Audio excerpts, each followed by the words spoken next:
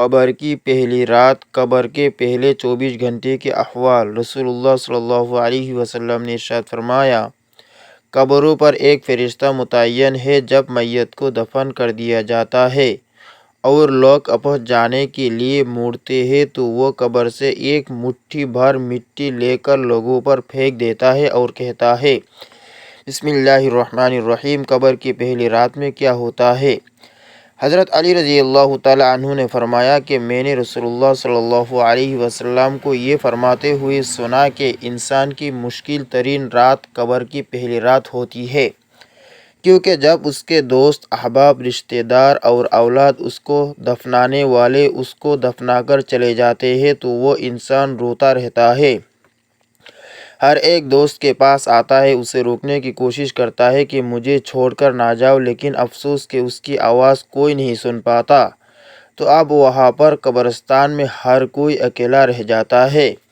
تب ہمارا سامنا ان فرشتوں سے ہوتا ہے جو ہمارے اعمال تولتے ہیں۔ اب وہ کس شکل میں ہمارے سامنے ہوں گے، اچھے یا برے، اس بارے میں کوئی کچھ نہیں کہہ سکتا۔ تب وہ ہم سے اس دنیا میں گزری ہوئی زندگی کے متعلق سوال کریں گے، جن سوالوں کے جواب ہماری زندگی میں موجود ہیں جب تک ہم سانس لے رہے ہیں۔ ایک حدیث ہے جس کا مفہوم کچھ اس طرح سے ہے کہ رسول اللہ صلی اللہ علیہ وسلم نے ارشاد فرمایا کہ تم قبرستان جایا کرو، کیونکہ قبرستان موت کو یاد دلاتے ہیں۔ ایسے حاصل ہوتی ہے، میں نے اپنے رب سے اپنے والدہ کی قبر پر جانے کی اجازت مانگی تھی، مجھے اس کی اجازت مل گئی، لہٰذا تم بھی قبرستان جایا کرو۔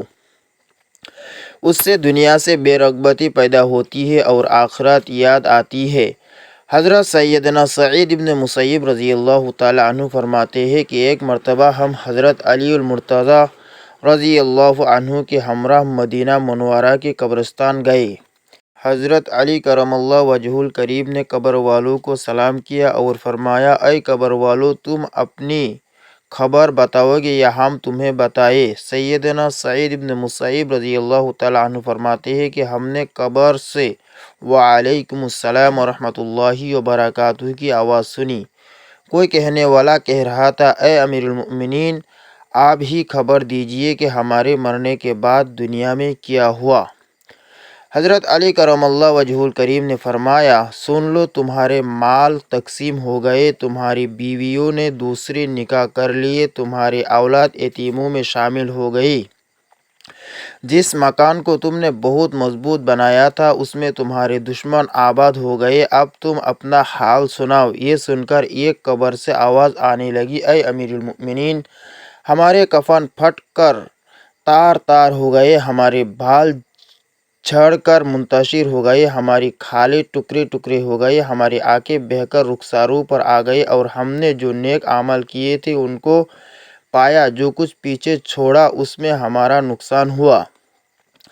جب مردے کو قبر میں رکھا جاتا ہے تو اس کی نماز اس کے دائیں جانب آ کر کھڑی ہو جاتی ہے، روزہ بائیں طرف کھڑا ہو جاتا ہے، قرآن مجید کی تلاوت اور اللہ کا ذکر سر کی طرف آ کر کھڑے ہو جاتے ہیں، اور جماعت کے ساتھ نماز پڑھنے کو جو قدم چلے ہیں وہ پاؤں کی طرف کھڑے ہو جاتے ہیں۔ اس کا عذاب اس قبر میں اپنی گردن نکالتا ہے اور مردہ تک پہنچانا چاہتا ہے۔ اگر وہ دائیں طرف آتا ہے تو اس کی نماز کہتی ہے، پڑھے ہٹ، خدا کی قسم، یہ شخص دنیا میں بہت مشقت اور مصیبت اٹھاتا رہا، ابھی ذرا آرام سے سویا ہے۔ پھر عذاب بائیں طرف سے آنا چاہتا ہے تو روزہ اس طرح اس کو ہٹاتا ہے، پھر وہ سر کی طرف سے آتا ہے تو تلاوت قرآن مجید، ذکر الہی اس کو روک دیتے ہیں۔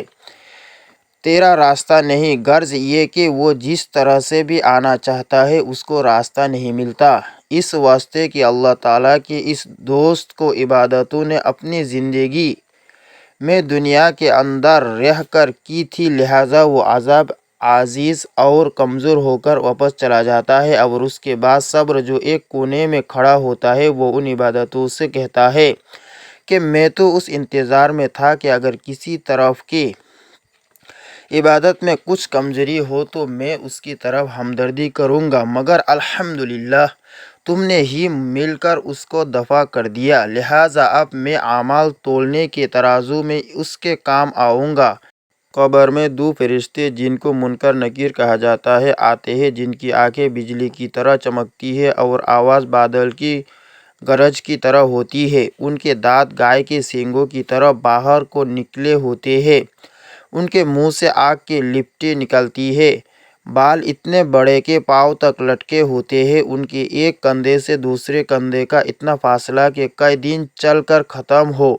مہربانی اور نرمی ان کے پاس سے بھی نہیں گزرتی، لیکن سختی کا معاملہ مومنوں کے ساتھ نہیں کرتے، بلکہ پھر بھی ایسی ڈراؤنی شکل و صورت کی ہیبت ہی کیا کم ہے۔ ان دونوں کے ہاتھ ایک بہت بڑا لوہے کا ہتھوڑا ہوتا ہے کہ جس کو اگر تمام دنیا کے جن اور انسان مل کر اٹھانا چاہے، اٹھانا تو دور کی بات اس کو ہلا بھی نہیں سکتے۔ وہ آ کر مردے سے کہتے ہیں بیٹھ جا، مردہ ایک دم اٹھ کر بیٹھ جاتا ہے اور کفن اس کے سر سے نیچے سرک جاتا ہے۔ وہ سوال کرتے ہیں تیرا رب کون ہے، تیرا دین کیا ہے، تیرا نبی کون ہے؟ اگر مردہ نیک ہوتا ہے تو کہتا ہے میرا رب اللہ ہے جو وحدہ لا شریک ہے، میرا دین اسلام ہے، میرے نبی حضرت محمد صلی اللہ علیہ وسلم ہے۔ یہ سن کر وہ دونوں کہتے ہیں تو نے سچ کہا۔ تو اس کی قبر کی دیواروں کو سب طرف سے ہٹا دیا جاتا ہے، جس سے وہ چاروں طرف سے بہت وسیع ہو جاتی ہے۔ اس کے بعد فرشتے کہتے ہیں سر اٹھاؤ۔ مردہ جب اوپر کو سر اٹھاتا ہے تو اس کو ایک دروازہ نظر آتا ہے جس میں جنت نظر آتی ہے، اور وہ کہتے ہیں اللہ کے دوست وہ جگہ تیری رہنے کی ہے، اس وجہ سے کہ تم نے اللہ تعالیٰ کی اطاعت اور فرمانبرداری کی ہے۔ حدیث پاک میں آتا ہے جس کا مفہوم کچھ اس طرح سے ہے کہ رسول اللہ صلی اللہ علیہ وسلم نے ارشاد فرمایا کہ قسم ہے اس ذات پاک کی جس کے قبضے میں میری جان ہے، کہ مردے کو اس وقت تک ایسی خوشی ہوتی ہے جو کبھی ختم نہیں ہوگی۔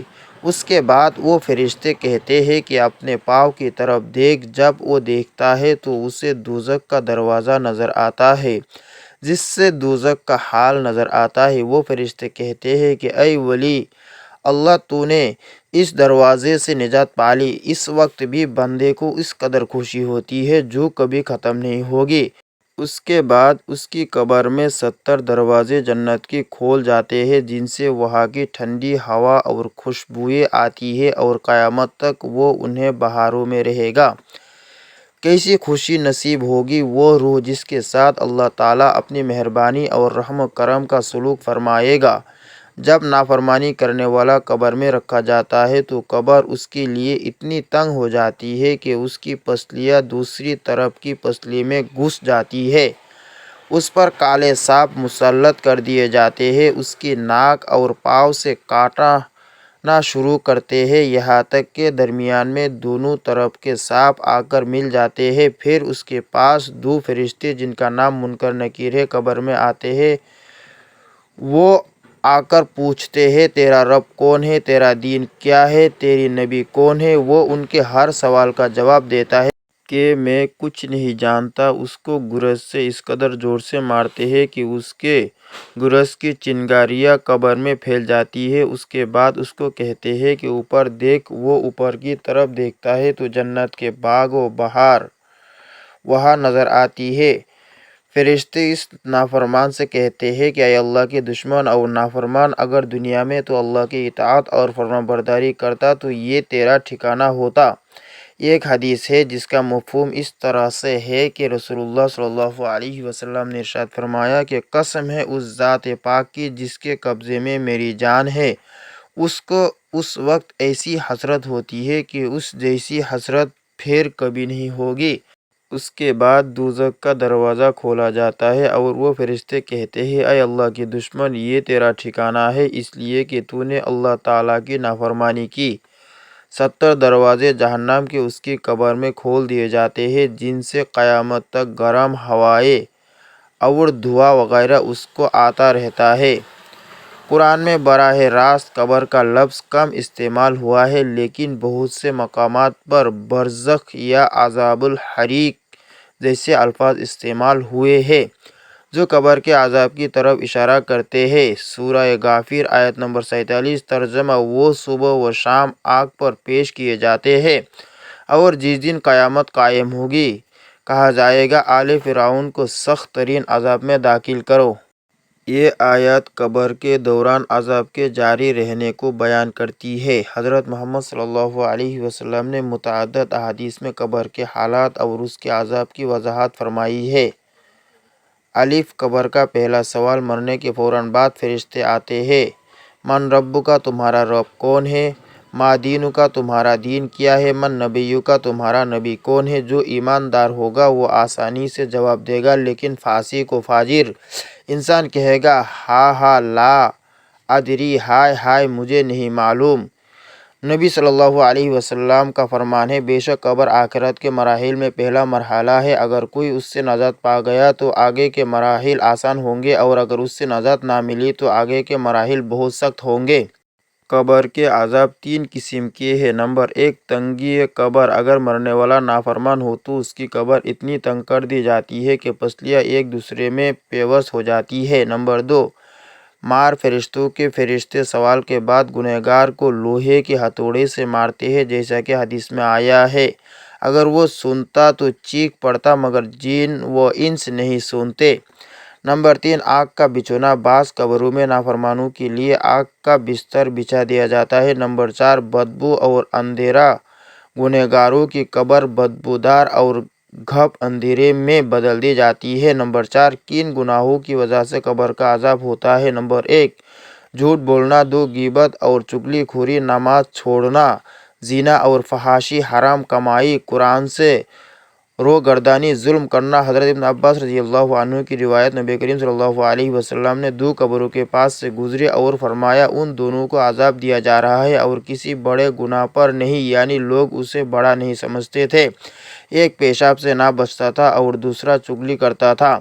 نیک لوگوں کے لیے قبر کی نعمتیں ایمان والوں کی قبریں باغ جنت بن جاتی ہیں، ان پر خوشبو نازل کی جاتی ہے۔ ایک خوبصورت شخص آ کر ساتھ بیٹھتا ہے جو ان کے نیک اعمال کی صورت ہوتا ہے۔ قبر کشادہ کر دی جاتی ہے۔ قبر کے عذاب سے بچنے کے اعمال: نماز کی پابندی، صدقہ دینا، سچ بولنا، توبہ اور استغفار کرنا، سورہ ملک کی تلاوت۔ سورہ ملک قبر کے عذاب سے نجات دیتی ہے۔ دعائے نجات پڑھنا۔ نبی صلی اللہ علیہ وسلم اکثر دعا کرتے تھے، قبر کا عذاب برحق ہے اور یہ دنیا کی زندگی کے اعمال پر مبنی ہے۔ جو لوگ اللہ کے راستے پر چلتے ہیں ان کے لیے قبر جنت کا باغ ہے، اور جو نافرمانی کرتے ہیں ان کے لیے قبر جہنم کی ایک گڑھی بن جاتی ہے۔ یہ ایک حدیث ہے جس کا مفہوم کچھ اس طرح سے ہے کہ رسول اللہ صلی اللہ علیہ وسلم نے ارشاد فرمایا کہ اللہ تعالیٰ کی طرف سے قبروں پر ایک فرشتہ متعین ہے۔ جب میت کو دفن کیا جاتا ہے تو وہ اس کی قبر کی مٹی ہموار کرتا ہے، اور لوگ واپس جانے کے لیے مڑتے ہیں تو قبر سے ایک مٹھی بھر مٹی لے کر لوگوں پر پھینک دیتا ہے اور کہتا ہے اپنی دنیا کی طرف واپس چلے جاؤ اور اپنے مرنے والے کو بھول جاؤ۔ اللہ تعالی ہمیں نیک اعمال کرنے کی توفیق عطا فرمائے اور ہمارا خاتمہ ایمان پر فرمائے، آمین۔